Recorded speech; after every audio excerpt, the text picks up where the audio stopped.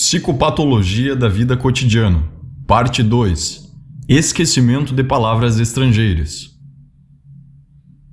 O vocabulário corrente de nossa própria língua parece protegido do esquecimento no âmbito da função normal. É diferente, como se sabe, com as palavras de uma língua estrangeira.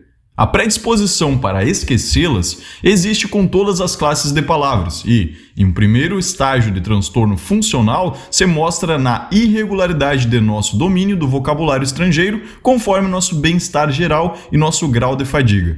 Numa série de casos, esse esquecimento segue o mesmo mecanismo que o exemplo de Signorelli nos revelou. Para demonstrar isso, apresentarei aqui uma só análise que se distingue por valiosas peculiaridades, porém, e que diz respeito ao esquecimento de um vocábulo de uma citação latina que não é um substantivo. Seja-me permitido expor esse pequeno incidente de modo fiel e detalhado. No último verão, novamente em viagem de férias, renovei o contato com um jovem de formação universitária que estava familiarizado com algumas de minhas publicações psicológicas, como logo notei.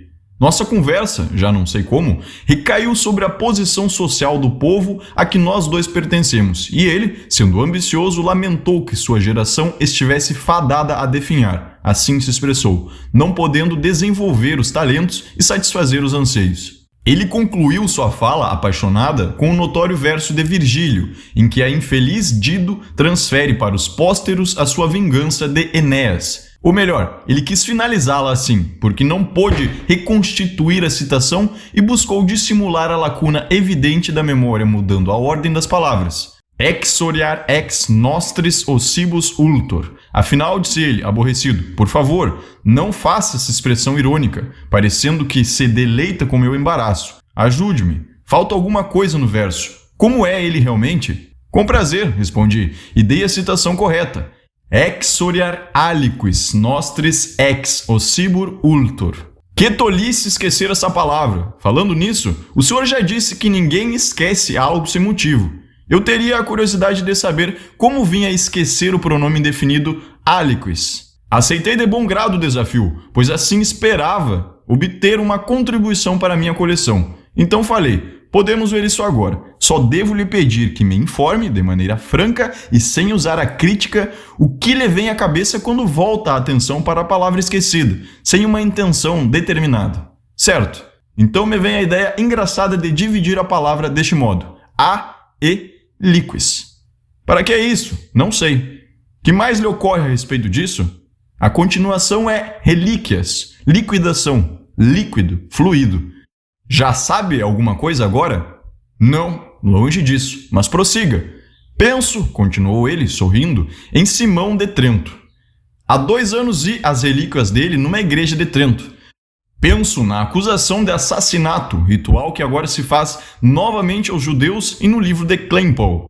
Que em todas essas supostas vítimas vê encarnações, como que novas edições do Salvador.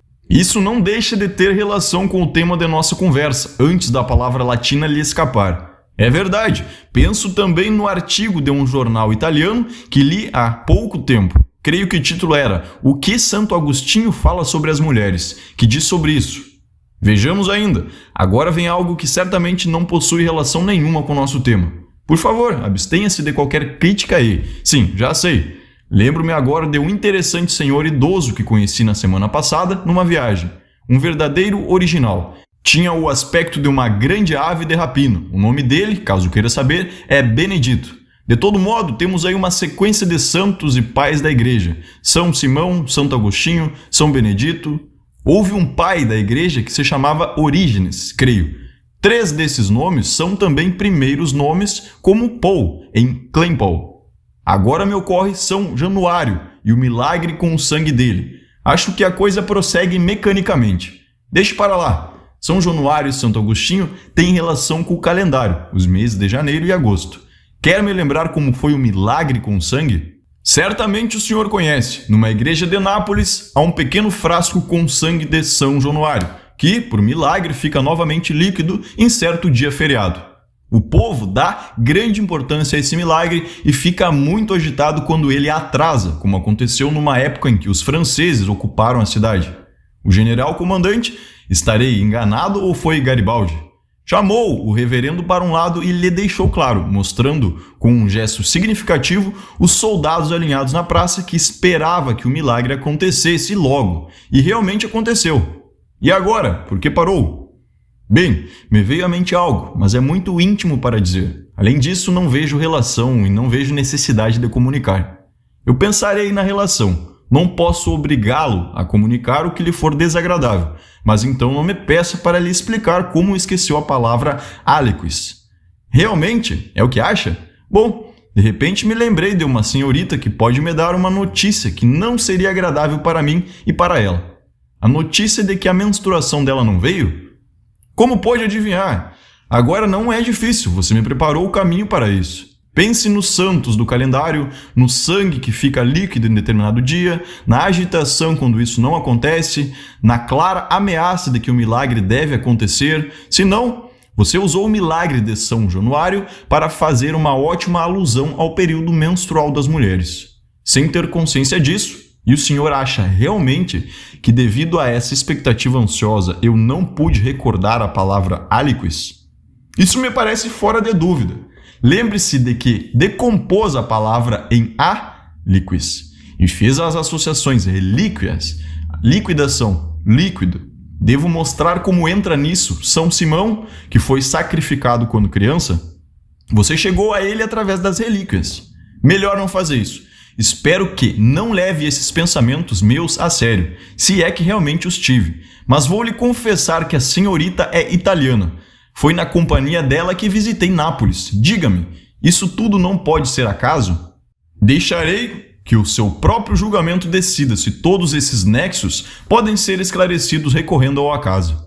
Posso lhe dizer, no entanto, que todos os casos semelhantes que analisar levarão a acasos assim notáveis. Tenho várias razões para estimar essa pequena análise, e sou grato ao meu vizinho do trem por haver me dado oportunidade de fazê-la. Primeiro, porque nesse caso me foi permitido usar uma fonte de que normalmente não disponho. Em geral, tenho de apanhar da minha autoobservação os exemplos de distúrbios funcionais psíquicos da vida cotidiana que aqui reúno.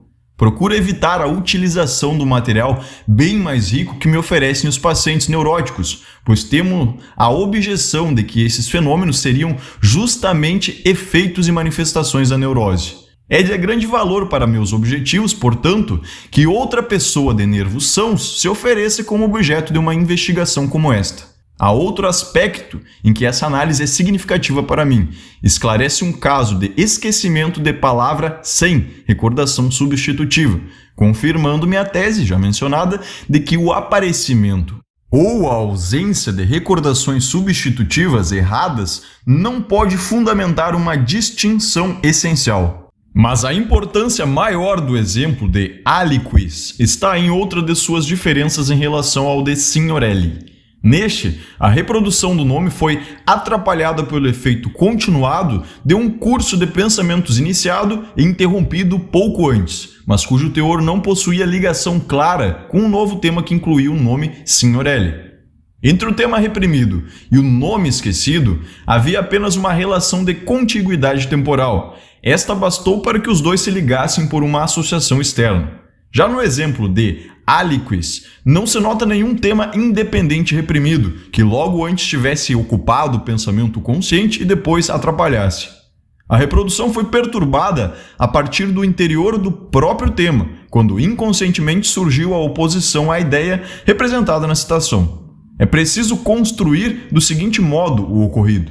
O interlocutor lamentava que a atual geração de seu povo seja prejudicada em seus direitos. Ele profetizou, como dito, que numa nova geração se vingará dos opressores. Assim, manifestou o desejo de ter descendência. Neste momento, um pensamento contrário se interpôs. Você realmente deseja ter descendentes? Não é verdade. Você não ficaria incomodado se recebesse agora a notícia de que espera um descendente daquela pessoa que você conhece? Não, melhor não ter descendentes, ainda que necessitemos deles para a vingança. Essa oposição se faz valer, como no exemplo de Signorelli, estabelecendo uma associação externa entre um de seus elementos representacionais e um elemento do desejo contestado, e dessa vez de maneira forçada, através de um rodeio associativo que se mostra artificial.